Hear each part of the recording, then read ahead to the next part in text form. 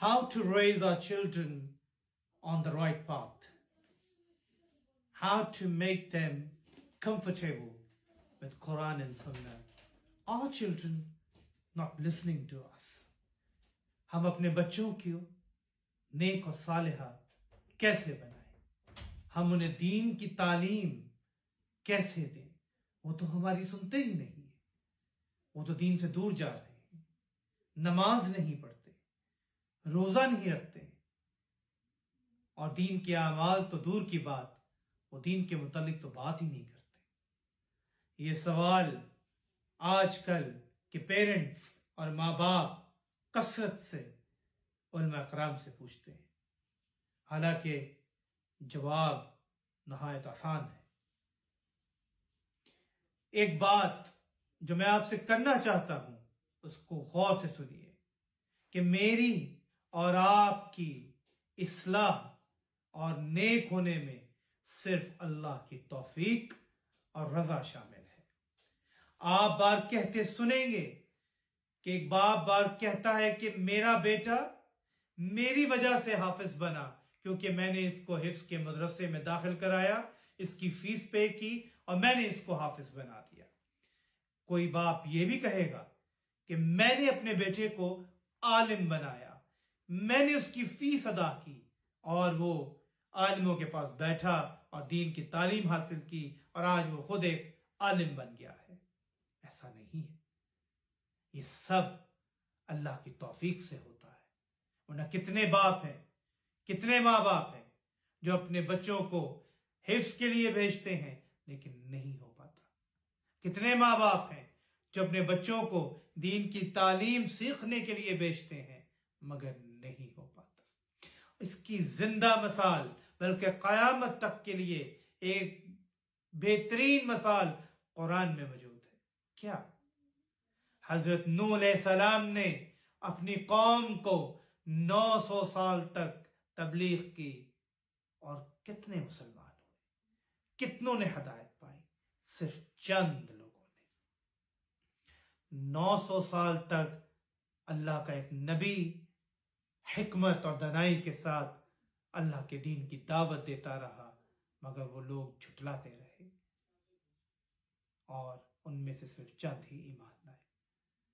अगर एक नबी 900 साल की लंबी उम्र गुजार दे और सिर्फ चंद लोगों को ईमान नसीब हो, तो यकीन करो कि हिदायत सिर्फ हमारे खालिक व मालिक अल्लाह के हाथ में है।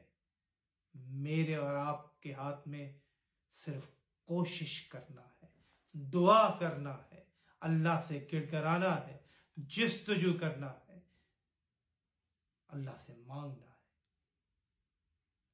यहां पर मैं ये जरूर कहूंगा कि जब हमें दुनियावी बीमारी होती है, when we are sick, ill, where we go? We go to the doctor.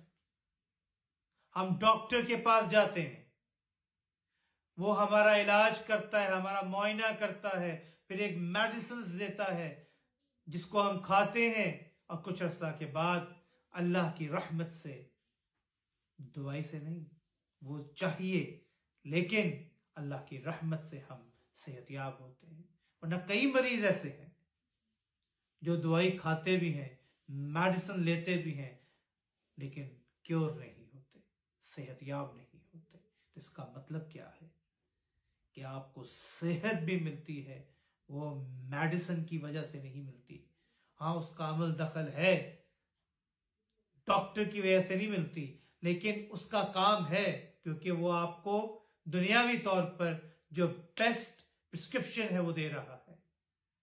लेकिन अल्लाह की रहमत के बगैर वो दवाई भी आपको सेहतयाब नहीं कर सकती। इसी तरह दीन में हमारे लिए जो डॉक्टर हैं वो मोहम्मद रसूलुल्लाह सल्लल्लाहु अलैहि वसल्लम की ज़ात मुबारक है, और मेडिसिन अल्लाह की फुरकान, अल्लाह की किताब कुरान है।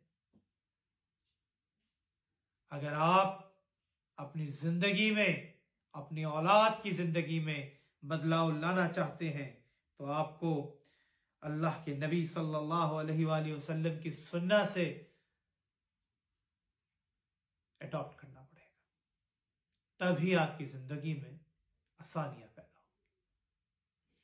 یہاں پہ آپ کو انبیاء اکرام کی زندگیوں میں بھی جانا پڑے گا، اور انبیاء اکرام کا ذکر ہمیں قرآن میں ملتا ہے کہ انہوں نے اپنے مشکل ادوار میں کیسی دعائیں کی۔ انہوں نے بھی اپنی اولاد کے لیے نیک اور صالحہ بننے کی دعائیں کی۔ یہاں پہ میں ایک بات اور کہنا چاہوں گا، وہ جس اللہ نے اپنے نبی صلی اللہ علیہ وآلہ وسلم کو یہاں تک بتا دیا کہ جب واش روم میں داخل ہونا ہے تو کون سا پاؤں رکھنا ہے، باہر نکلنا ہے تو کون سا پاؤں رکھنا ہے، کیا وہ اللہ ہمیں یہ نہیں بتائے گا کہ ہمیں اپنی اولاد کو کیسے ریز کرنا ہے، ان کی کیسے پرورش کرنی ہے؟ یہاں پر میں انبیاء اکرام علیہ السلام کے زندگیوں میں جاؤں گا اور آپ کو چند دعائیں بتاؤں گا جو انہوں نے اپنی اور اپنی اولاد کی اصلاح کے لیے، ان کے نیک اور صالحہ بننے کے لیے کی۔ سب سے مشہور دعا حضرت زکریا علیہ السلام کی ہے۔ کیا خوبصورت دعا ہے، ربی حبلی من لدنک ذریۃ طیبۃ انک سمیع الدعاء۔ کتنی خوبصورت دعا۔ Oh Allah, grant me by your grace the righteous offspring.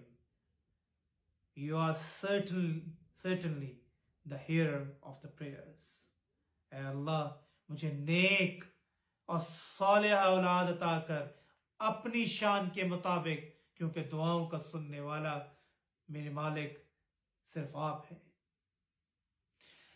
یہاں پر جو پوائنٹ میں آپ کو بتانا چاہتا ہوں، ہم اکثر جو گھر میں بیٹھے ماں باپ ہیں، ہمارے منہ سے یہی لفظ نکلتا ہے، یا اللہ میرے بیٹے کو ہدایت دے دے، یا اللہ میری بیٹی کو ہدایت دے دے۔ انبیاء کرام کیا کہہ رہے ہیں؟ اے میرے رب، اے میرے مالک، حضرت زکریا علیہ السلام، کہ یا اللہ میرے آف سپرنگ، عربک کا ورڈ ہے ذریاتی، اگر چلڈرن ہوتا، بیٹا یا بیٹی ہوتی تو طفل یا طفال ہوتا، لیکن یہاں پہ ذریاتی کا ورڈ یوز کیا گیا ہے، ذریاتن کا بھی ورڈ یوز کیا گیا ہے۔ کیا مطلب ہے اس کا؟ کہ میری اولاد اور میری آنے والی نسلوں کو صراط مستقیم پہ چلا، نیک و صالحہ بنا، اے اللہ اپنے تابع بنا، یا اللہ ان کو سیدھا راستہ دکھا۔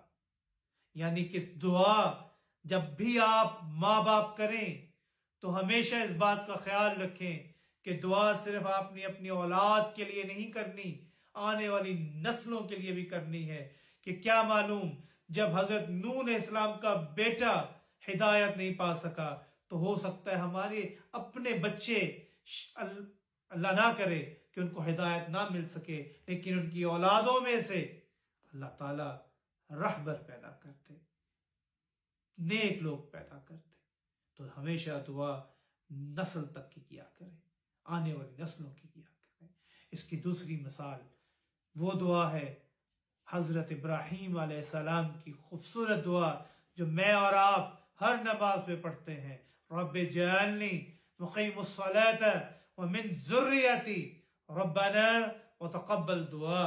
ذریتی پھر سنیے، پھر آیا میری نسلوں میں ایسے لوگوں کو پیدا کر جو نیک و صالح ہوں۔ یعنی حضرت ابراہیم علیہ السلام نے بھی نہ صرف اپنی پریئر کو اسٹیڈی فاسٹ کرنے کے لیے دعا کی، اپنی نماز کو قائم کرنے کے لیے دعا کی، بلکہ اپنے بچوں اور ان کی آنے والی نسلوں میں نماز کو قائم کرنے، نیک اور صالحہ بننے کی بھی دعا کی۔ ان دعاؤں سے ہمیں پتہ چلتا ہے کہ اللہ تعالی ہمارے کتنے قریب ہے، کیونکہ اللہ نماز میں سب سے زیادہ قریب